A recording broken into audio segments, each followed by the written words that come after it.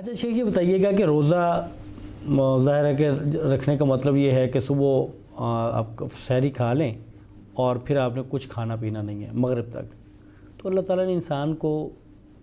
بھوکا کیوں رکھا ہے؟ کیا اس کی حکمت کیا ہے؟ روزے کی حکمت کیا، بھوکا رکھنے کی حکمت کیا ہے؟ جی، اللہ رب العزت قرآن مجید میں فرماتے ہیں یا ایھا الذین آمنوا کتب علیکم الصیام کما کتب علی الذین من قبلکم لعلکم تتقون،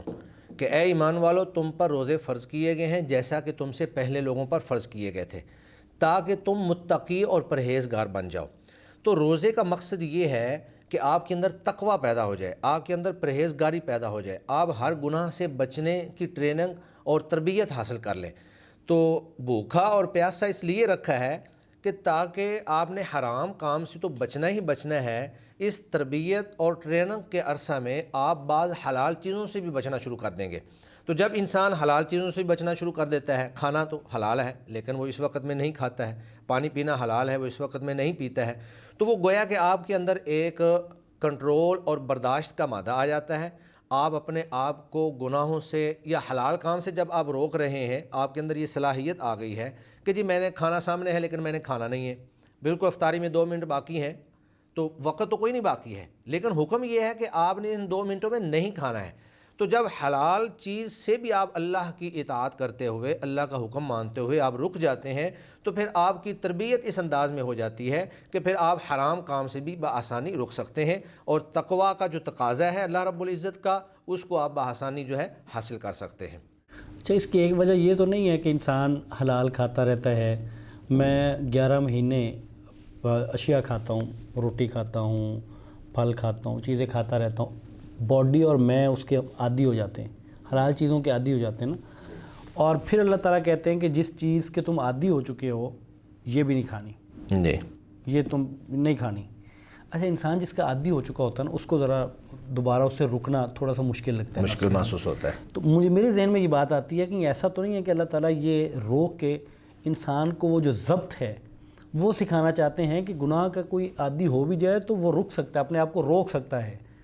یعنی یہاں حلال کے لیے، اور اللہ تعالیٰ کا جب حکم ہو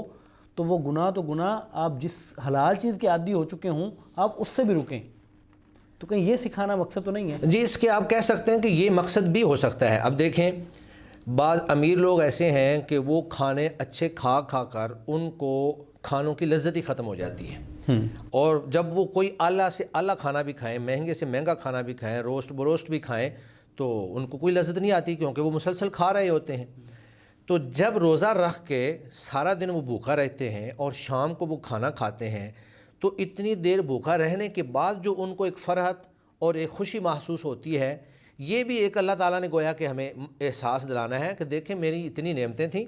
جن کا تمہیں احساس ہی نہیں تھا، جن کی تمہیں قدر نہیں تھی۔ تو جس طرح کہ نبی مکرم صلی اللہ علیہ وسلم نے فرمایا کہ للصائم فرحتان،